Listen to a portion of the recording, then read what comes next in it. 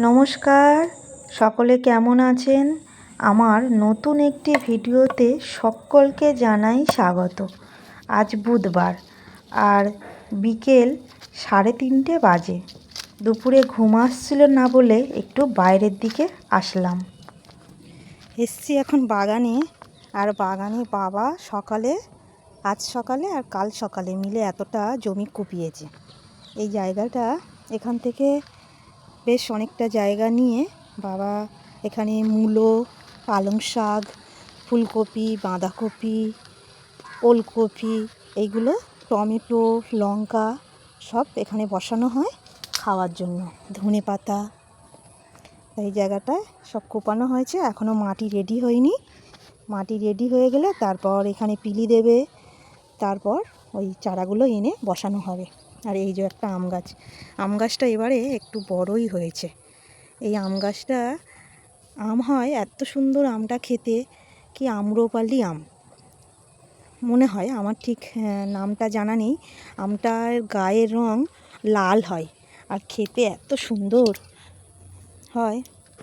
আর এই যে মালসা নিয়ে এসেছি, মালসাই করে মাটি নেব, ওই ছাদে আর একটা ফুল গাছ লাগাবো তার জন্য। আর এই যে এটা নোর গাছে প্রচুর নোর হয়, এত নোর হয় তলাতে বিছিয়ে যায়। আর নোর বেশি দিন তো থাকে না,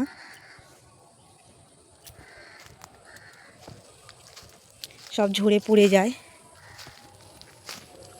এখানে আরও গাছ আছে, কত গাছ বসানো। এই একটা কলা গাছ, আর এই যে একটা কুল গাছটা এত সুন্দর হয়েছিল, সব পোকায় খেয়ে নিয়েছে পাতা। হলুদ গাছ, এখানে হলুদ গাছগুলো বেশ বড় হয়েছে। দেখি কালকে একটু হলুদ তুলে বেটে খাওয়া যায় কি। হলুদ বাটা গরম ভাতের সঙ্গে সর্ষের তেল মাখিয়ে খেতে কিন্তু দারুণ লাগে। আর কাঁচা হলুদ খাওয়া তো উপকার, সেটা সবাই জানেন। ওল গাছ পেকে গেছে, এখন আর খাওয়া যাবে না।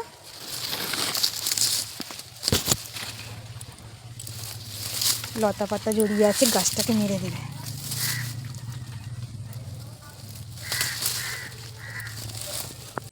এই দেখুন, হলুদ তুলবো বলেছি, হলুদ ওপরে উঠে আছে। এই যে হলুদ মনে হচ্ছে ভালো হয়েছে, না এটা তো পচা। ও আগের বছরের যে হলুদটা ছিল সেই হলুদ পচে এই যে গাছ হয়েছে, আর তলার হলুদটা ওপরে উঠে এসছে, ওই জন্য এটা ওপরে ছিল। এখনও মনে হচ্ছে ভালো হয়নি, আরও এক মাস যাক, মাটিটা শুকিয়ে গেলে তাহলে হলুদটা ভালো হবে। এই যে একটা হলুদ বার হয়ে আছে, এখান দিয়ে হয়তো গাছ বার হবে নাকি। হলুদের ফুল হয়েছিল, পচে গেছে।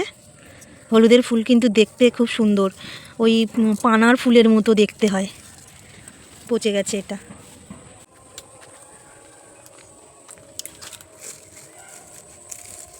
এটা কি বলুন তো, এটা তালের আঁটি। কলা হয়ে গেছে, এর ভিতরে শাঁসটা আছে, খাওয়া যায়।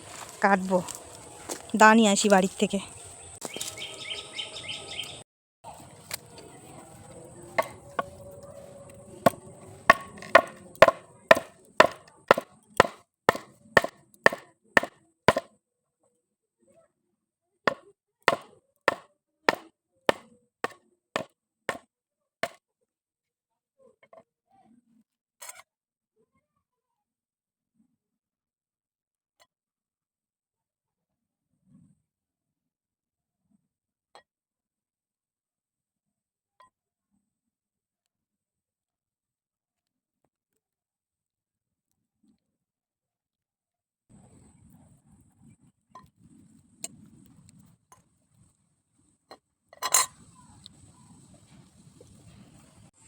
বিকেল এখন 4:30 বাজে, আর গাছে নীলকণ্ঠ ফুল, গাছটা ভরে আছে, দেখতে কিন্তু খুব সুন্দর লাগছে।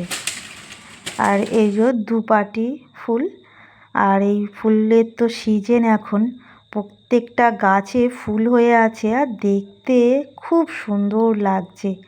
এখানে 3 রকমের গাছ আছে, একটা লাল, একটা গোলাপি, আর আরেকটা আছে গোলাপি আর লাল মিক্সড।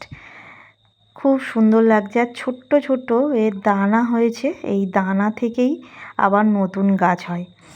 এই যে এটা আবার সাদা।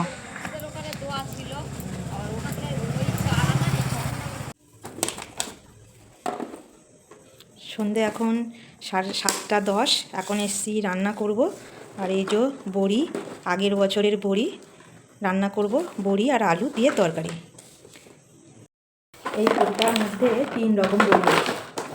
একটা আছে ওলকপির বড়ি, একটা আছে কচুর বড়ি, আর একটা বড়ি। আজ আমি রান্না করব চাল কুমড়োর বড়ি। এটা চাল কুমড়োর বড়ি। আর এই যে একটা একটু কালো আছে, এটা হচ্ছে কচুর বড়ি। এইটা কচুর বড়িটা কালো হওয়ার কারণ আমার কচুটা একটু বেশি হয়ে গেছিলো, তাই সামান্য একটু কালো কালো মতো হয়েছে। আর এই যে ওলকপির বড়িও যেমন সাদা, চাল কুমড়োর বড়িও তেমন সাদা। বড়িটা আগের বছরের, এখনও কিছু হয়নি, প্রায় আমি রোদ্দুরে দিয়ে রেখে দিয়েছি, তাই বড়ি কোনো গন্ধ নেই। আর বড়ি সারা বছর না রোদ্দুরে দিলে বড়ি খারাপ হয়ে যায়, গন্ধ হয়ে যায়, খাওয়া যায় না। এই দেখুন, এই যে চাল কুমড়োর বড়ি, এই কচুর বড়ি, এটা কচুর বড়ি। কচুর বড়ি একটু কালো, কচুটা বেশি হয়ে গেছিলো বললাম। আর এইটা আছে ওলকপির বড়ি। এই যে এটা ওলকপির বড়ি, এটাও সাদা, কিন্তু ও চাল কুমড়োর বড়িটা বেশি সাদা। সব আমার নিজের হাতে দেওয়া। আমি অল্প অল্প করে দিয়েছিলাম, কিন্তু আগের বছরে তেমনভাবে বড়িগুলো সব খাওয়া হয়নি, বেঁচে গেছে, তাই এবারে ভাবছি আর বড়ি দেবো না। আর এই বড়িগুলো এবছর চলে যাবে, তাই ভালোভাবে রোদ্দুরি দিয়ে যত্ন করে রেখে দিয়েছি। একটুও গন্ধও হয়নি, আর গুমিয়েও যায়, পোকা টোকাও হয়নি। না রোদ্দুরে দিলে গুমে যায়, পোকা হয়ে যায়, গন্ধ হয়ে যায়, খাওয়া যাবে না। এই যে আলু কেটে নিয়েছি, আর এখানে টমেটো, পেঁয়াজ, লঙ্কা কেটে নিয়েছি, আর আদা, জিরে মরিচ একটু বেটে নেব। আসলে একটু পেঁয়াজ দেওয়ার ইচ্ছা ছিল না, কিন্তু মনের ভুলে পেঁয়াজ কেটে ফেলেছি, তা কী করব, দিয়ে দেবো। না হলে একটু আদা, টমেটো দিয়ে, কাঁচা লঙ্কা দিয়ে তরকারিটা করার ইচ্ছে ছিল, মনের ভুলে কেটে ফেলেছি। পেঁয়াজটা দিয়েই করি, না রেখে দিলে পেঁয়াজ নষ্ট হয়ে যাবে। কড়াটা বসিয়ে দিয়েছি, আগে ভেজে নেব বড়িগুলো।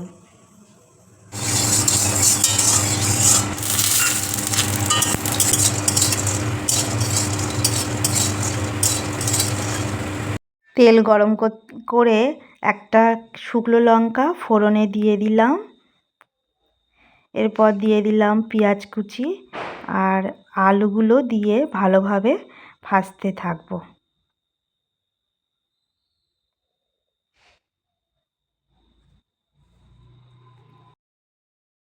এবার ওই আদা আর জিরে মরিচটা বেটে নেব। আলু ভাজা হয়ে গেছে, এর মধ্যে টমেটো কুচি দিয়ে নুন আর হলুদ দিয়ে আরও একটু কষিয়ে নেব। এরপর ওই বাটা মশলাটা দিয়ে দেব, দিয়ে একটু কষিয়ে আর জল ঢেলে দেব। কষানো হয়ে গেছে, আর ভাজতে ভাজতে আলুগুলো একদম গলে গেছে। 2 পিস তুলে রাখবো। এই কষা আলু খেতে কিন্তু দারুণ লাগে। আর এর মধ্যে দিয়ে দেব জল।